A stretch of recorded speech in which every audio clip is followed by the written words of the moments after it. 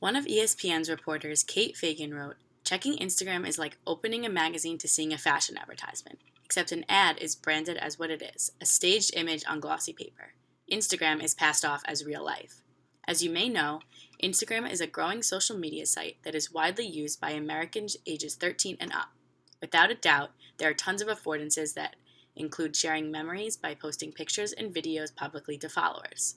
Instagram contributes to freedom of expressing opinions, thoughts, and ideas publicly online. On the other hand, however, Instagram and other forms of social media may cause teens to alter their profile to look a certain way. Similar to what Fagan states in her story Split Image, Instagram appears so often in our daily lives and continues to lead many into think that someone's image on social media is equivalent to people in real life. Young people feel a pressure to present the best and happiest versions of themselves that are often at odds with how they are truly feeling, in some cases even masking serious mental illness. This can lead to others falsely judging one's appearance that may have serious consequences. Social media has the ability to hide several of the main qualities of humans, which is perception through social interaction and physical signals. A teenager's online life or image that they can create on Instagram can intentionally mask mental health problems and should not be used to replace instinctive interpersonal judgment when it comes to the need for intervention.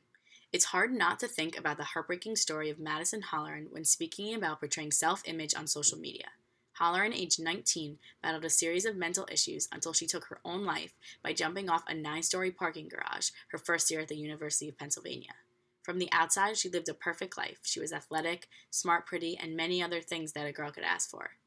Her Instagram post portrayed this ideal image. However, she suffered from anxiety, depression, and many other health problems. Although she excelled academically and on the track team, she had a constant fear that she was failing at both of these things.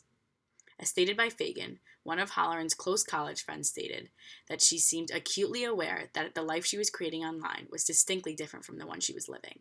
Young women are growing up to spend hours of their day on Instagram, continuing their unfiltered lives, worrying about what filtering to use on their pictures.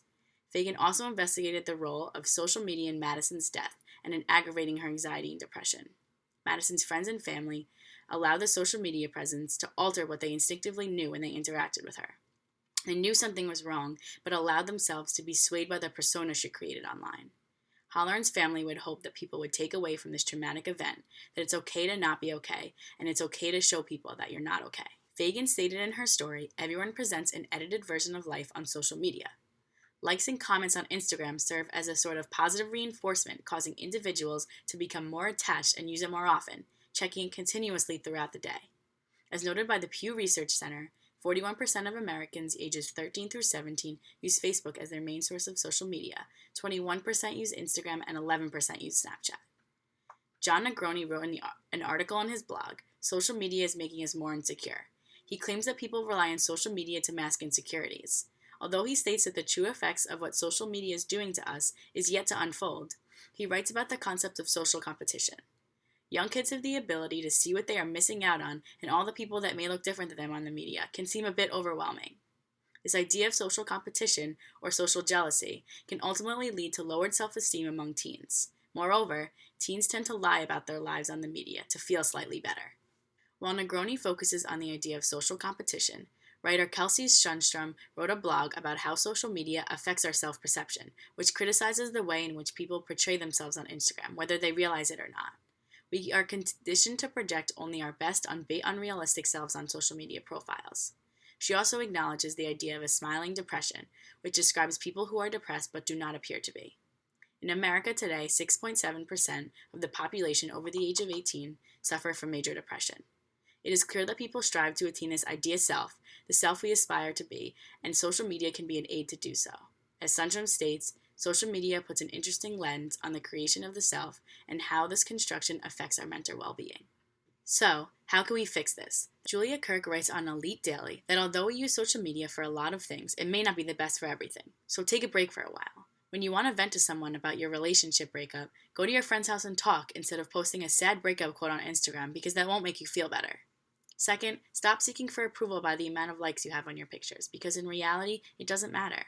As Kirk says, part of being confident means being able to post things without seeking approval. Not everything is a competition. Additionally, we should rely on personal rather than virtual interactions when making important judgments.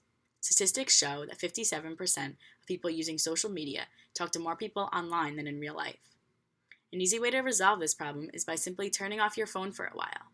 Chloe Anderson Dixon writes in The Western Eye, "There's a tipping point where people do spend too long online and are influenced the wrong way when they take on false information. Yes, social media has taken over our lives, but it is the way we use it that determines whether it is a good or a bad thing."